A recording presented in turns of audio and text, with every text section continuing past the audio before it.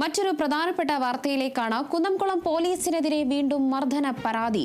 പള്ളിപ്പെരുന്നാൾ ദിവസം റോഡരികിൽ നിന്നിരുന്ന പ്രദേശവാസി ജിൻസണെ ആക്രമിച്ചു എന്നതാണ് ഇപ്പോൾ വരുന്നത്.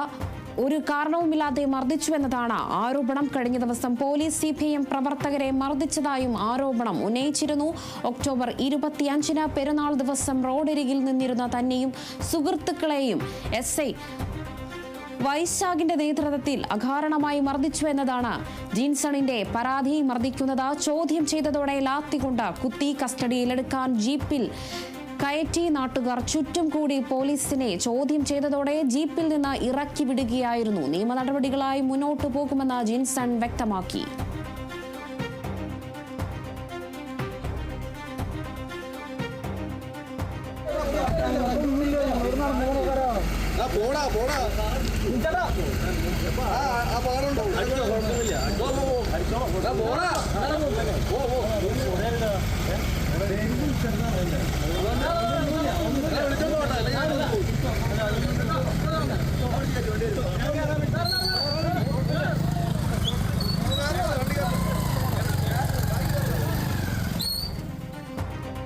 വീണ്ടും പോലീസിന്റെ മർദ്ദന മുറകൾ തുടർക്കഥയാവുകയാണ്. കുന്നംകുളത്ത് നിന്ന് തന്നെയാണ് വീണ്ടും ഈ ഒരു വാർത്ത വന്നിരിക്കുന്നത്. തൃശൂർ കുന്നംകുളം പോലീസിനെതിരെ വീണ്ടും മർദ്ദന പരാതി വന്നിരിക്കുന്നു. പള്ളിപ്പെരുന്നാൾ ദിവസം റോഡരികിൽ നിന്നിരുന്ന പ്രദേശവാസി ജിൻസണെ അകാരണമായി മർദ്ദിച്ചു എന്നതാണ് ഇപ്പോൾ പുറത്തു വന്നിരിക്കുന്ന ഒരു വാർത്ത. അതിന്റെ ദൃശ്യങ്ങളാണ് നിങ്ങൾ കാണുന്നത്. കഴിഞ്ഞ ദിവസം പോലീസ് CPM പ്രവർത്തകരെ മർദ്ദിച്ചതായും ആരോപണം ഉയർന്നിരുന്നു.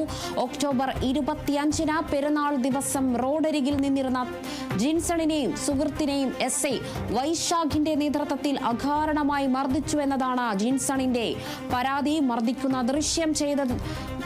മർദ്ദിക്കുന്നത് ചോദ്യം ചെയ്തതോടെ ലാത്തി കൊണ്ട് കുത്തി എന്ന് പറയുന്നു. കസ്റ്റഡിയിലെടുക്കാൻ ജീപ്പിൽ കയറ്റി. നാട്ടുകാർ ചുറ്റും കൂടി പോലീസിനെ ചോദ്യം ചെയ്തതോടെ ജീപ്പിൽ നിന്ന് ഇറക്കി വിടുകയായിരുന്നു. നിയമ നടപടികളായി മുന്നോട്ടു പോകുമെന്ന് തന്നെയാണ് ജിൻസൺ വ്യക്തമാക്കുന്നത്. ദൃശ്യങ്ങളിൽ വളരെ വ്യക്തമാണ്. മർദ്ദനത്തിന്റെ പാടുകളാണ് ജിൻസൺ ഇപ്പോൾ കാണിച്ചത്. ചോദ്യം ചെയ്യുകയാണ്. നടു റോട്ടിൽ നിന്ന് ചോദ്യം ചെയ്യുന്ന ദൃശ്യങ്ങളടക്കമാണ് ഇപ്പോൾ പുറത്തുവിട്ടിരിക്കുന്നത്. പള്ളിപ്പെരുന്നാളിന് നടു റോട്ടിൽ ജിൻസണും സുഹൃത്തും നിന്നതിനെ ചോദ്യം ചെയ്താണ് മർദ്ദനമെന്നതാണ് പറയുന്നത്. അകാരണമായ മർദ്ദനയാണ് ഉണ്ടായിരിക്കുന്നത്. വീണ്ടും പോലീസിന്റെ മർദ്ദന മുറകൾ തുടരുന്നു എന്നതൊരു വാർത്തയാണ് വന്നിരിക്കുന്നത്. കുന്നംകുളത്ത് നിന്നാണ് സംഭവം ഉണ്ടായിരിക്കുന്നത്.